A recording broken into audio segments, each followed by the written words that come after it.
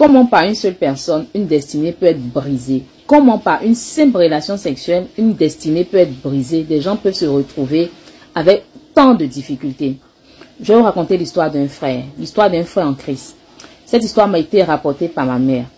En fait, il s'agit d'un frère qui était vraiment passionné du Seigneur Jésus-Christ. Il vivait à Abidjan.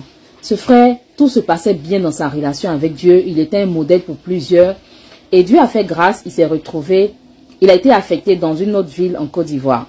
Arrivé dans l'église de cette ville-là, tout se passait bien au point où les pasteurs ont voulu lui donner un poste de responsabilité. Mais parce qu'il n'était pas marié, on l'a mis en tant qu'adjoint. Pour dire que le frère était vraiment zélé pour Dieu. Donc voilà, un jour il fait la rencontre d'une sœur. Il parle sur internet et tout. Et la sœur lui dit, je veux venir te voir. Je veux venir voir où tu travailles. Il dit, ok, il n'y a pas de souci. Le frère s'est dit, bon, c'est ma chérie, je vais bientôt la marier, donc c'est pas un problème qu'elle vienne me voir. Donc la sœur vient, elle vient le trouver dans sa petite ville, tout se passe bien. Et voilà que, à un moment de la vie du frère, il arrête de venir à l'église. Au début, c'est, oui, je suis fatigué, je vais venir le dimanche prochain. Il arrête de venir, il vient plus en semaine. Vous voyez les réunions du soir, comme on le fait à l'église. Le frère arrête de venir.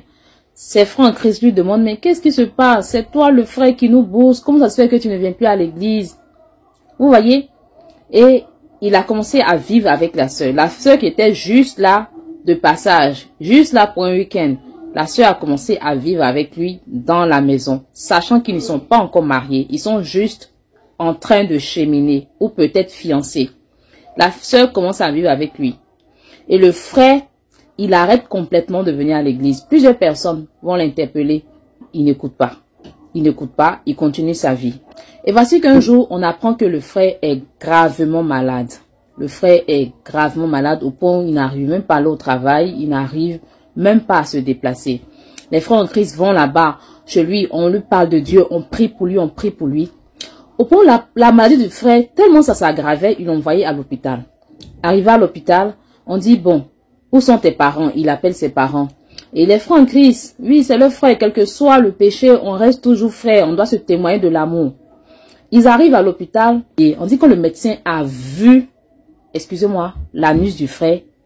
Le médecin a crié. On dit le cri que le médecin a crié là. Franchement, c'était un cri très troublant. Il a crié puis il a dit, qui t'a fait ça? Qui t'a fait ça? Mais le frère ne pouvait pas expliquer au docteur parce que le docteur, il ne connaît pas les choses spirituelles. Donc voici que le frère va se confier à ses frères en Christ. Il leur dit, vous savez quoi? Depuis que j'ai eu des relations avec cette sœur qui vivait avec moi, là, depuis ce jour, j'ai commencé à recevoir la visite d'un esprit de mari de nuit.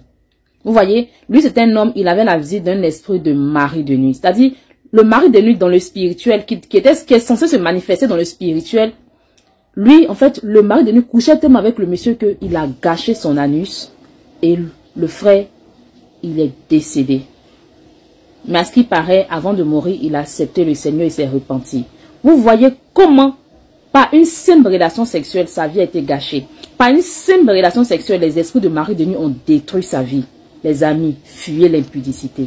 Si vous souffrez des esprits de mari de nuit, de femme de nuit, des liens de famille, des liens ancestraux, prenez-vous ce livre. J'explique tout, comment être délivré.